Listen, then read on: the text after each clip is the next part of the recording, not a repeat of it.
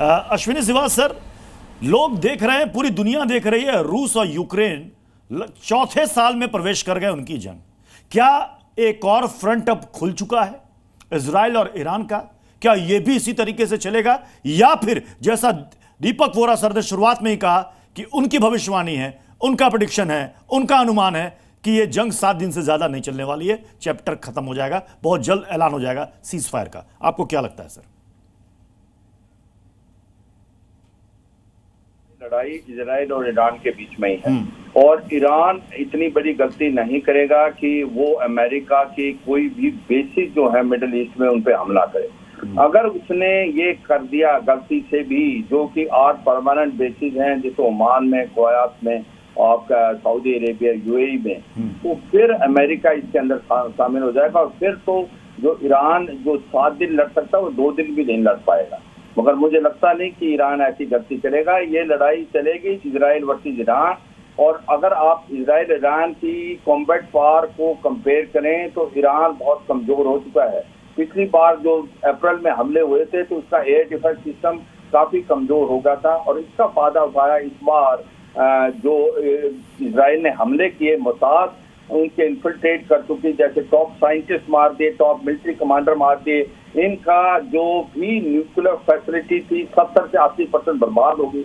नटाज जो जगह है साउथ ऑफ तेहरान, जहां पर यूरेनियम इन्वेस्टमेंट होती थी, उसको भी बर्बाद कर दिया।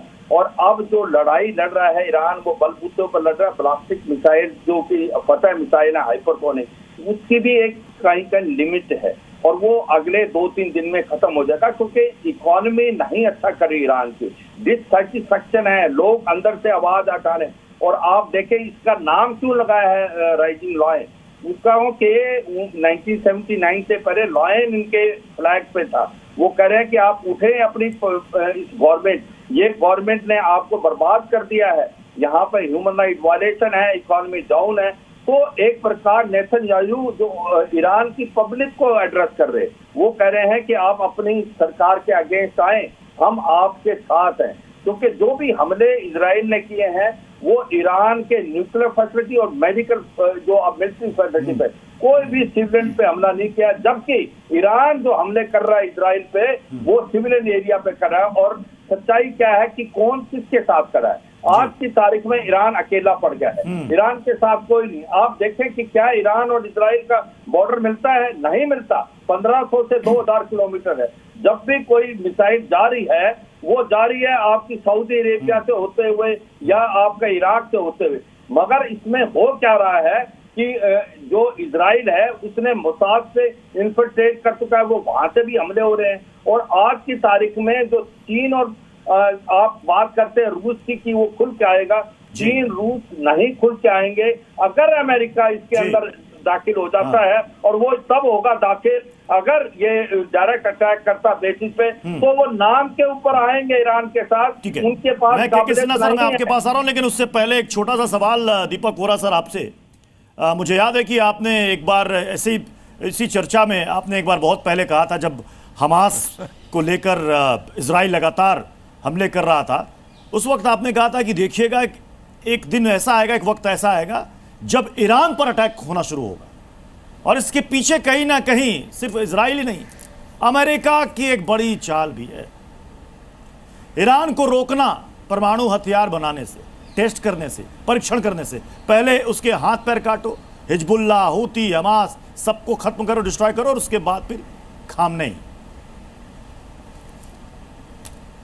सर, मेरा एक सवाल है, और आप सबसे कितने डिस्टिंग्विश लोग पैनल में हैं सर। ईरान जैसे अभी जनरल साहब बता रहे थे, इनकी जानकारी बहुत स्पष्ट है, 1500 से लेके 2000 किलोमीटर। अच्छा, इजराइल को आपने अरब के जिस्म में बिठा दिया, उसके दिल में बिठा दिया। अरब लोग नाराज हैं, very good, I can understand कि उनकी धरती खा गया। ईरान को क्या तकलीफ है? आप तो 2000 किलोमीटर दूर हो। इजराइल ने आपका क्या नुकसान किया है? आप कौन हैं बेगानी शादी में अब्दुल्ला दीवाना? और ये मेरी सब जनरल साहिबान से और अम्बेसडर मेहरोत्रा से है, अगर इसे समझ सको मुझे भी समझाना। ये हिंदुस्तानी बॉलीवुड का गाना है। I don't understand what Iran is doing there. क्या चाहता है? शहंशाह बनना चाहता है शिया ईरान, पूरे इस्लामिक समुदाय का कभी नहीं बनेगा। सऊदी अरेबिया बैठा है, तुर्की बैठा है, इजिप्ट बैठा है, पाकिस्तान बैठा है, कोई नहीं बनने देगा। सो सर, मेरा मानना ये स्पष्ट है, ईरान गलती कर बैठा है। खamenei साहब अभी बुढ़े हो गए हैं, उनको समझ नहीं है कि क्या हो रहा है, कोई और कंट्रोल कर रहा है। और डोनाल्ड ट्रंप साहब ने वो हासिल कर लिया जो वो चाहते थे। ईरान में जब तख्ता पलट होगी, नई सरकार आएगी, सीधा जाके पहली विजिट वहां पे आप ये भी देख लीजिएगा, डोनाल्ड ट्रंप साहब की विजिट होगी और फिर वो बोलेंगे मैं इतने हथियार बेच के आया हूं, ये बेच के आया हूं, वो बेच के आया हूं। थैंक यू वेरी मच, जन्मदिन मुबारक हो।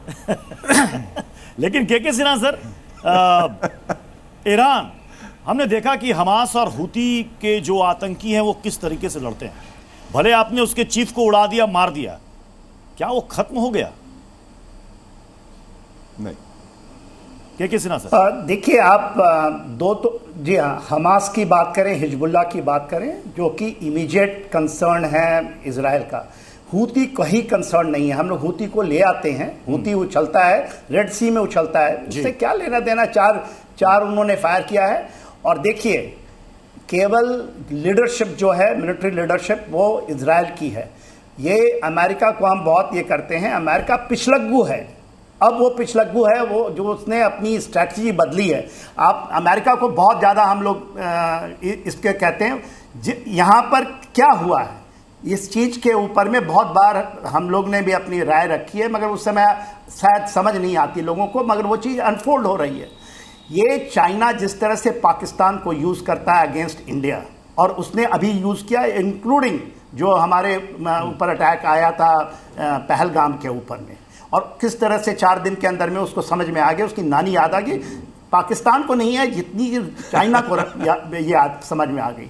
गलवान के बाद भाई, गलवान के अंदर में 20 लोगों की शहादत, सुरेश बाबू को सब भूल जाते हैं, क्योंकि वो जो उसने रखा था आपका एक बेंचमार्किंग, हाँ, अपनी शहादत और 20 जवानों की शहादत, उसके बाद चाइना को समझ में आ गया जब पिछले साल अक्टूबर में रीसेट करने की सोची।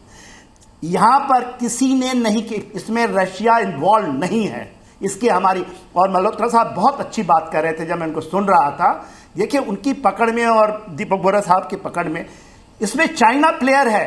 चाइना ने इसको उकसाया है, जिस तरह से वो पाकिस्तान को उकसाता है $40 बिलियन 25 साल को के दे करके कि आप कर लो, यहाँ चौधरी बन जाओ, और आप करो डायरेक्ट, कहाँ करो, इजराइल इज द टारगेट। उन्होंने ये किया है, उसने ही सारे जो हूती, हमास, ये वो, और उसकी फुटप्रिंट्स हैं। आज भी उनके एयरक्राफ्ट लैंड हुए हैं ईरान के ऊपर में। वो देखिए, चाइना का पूरा निशाना, और इसका फायदा अमेरिका उठाएगा, because Israel is the main player here. उसके गट्स हैं। इंडिया ने अपने गट्स को दिखाया ऑपरेशन सिंदूर में 4 दिन के अंदर। ये तकरीबन 3 साल होने वाला है, इसने अपने गट्स को दिखाया। Which country can take on पूरे लेबनान को दे दिया, सीरिया को। ये जब सीरिया में कंडीशन बना देते हैं स्ट्रेटेजिक, तब सब कूद पड़ते हैं वहां पर। फिर भी अमेरिका भी कूदता है, डोनाल्ड ट्रंप भी साहब उनके जो ये डिक्टेटर है उनके साथ घूमते हुए दिखाई देते हैं। फिर इनको दिखाई देगा हूती के साथ उन्होंने किया हुआ, फिर रीसेटिंग कर ली, क्योंकि वो कर नहीं पाए। बात यह है, इसको रोक रहे थे, इजराइल को रोकना चाहते हैं, because they know Israel has done it with an own, अपने दम पर। ये हथियार दे देना, कुछ चीजें ले लेना, खड़े हो जाना, दिस इज नॉट इसको posturing, this is just you know, आप एक साइड लेते हो जो आप बलवान है, आप ये लेके चलिए। जो इन्होंने किया है 13 तारीख को, ये दुनिया की बड़ी बड़ी आर्मी कुछ बहुत मिलकर नहीं कर सकते जो इजराइल ने किया है। He has set the pace in West Asia। और इस सेट आप ये लेके चलिए, ये आकलन गलत होगा कि यदि कोई रोकना चाहेगा ना, चाहे डोनाल्ड ट्रंप या पूरी उनकी सत्ता आ जाए, इजराइल नहीं रुकेगा। उसके पास खुद का, क्योंकि मुहैया करा दिया तो क्या हो गया, आप F-16 F-15 ले लिया, कुछ ग्लाइड बॉम्ब दे दिया।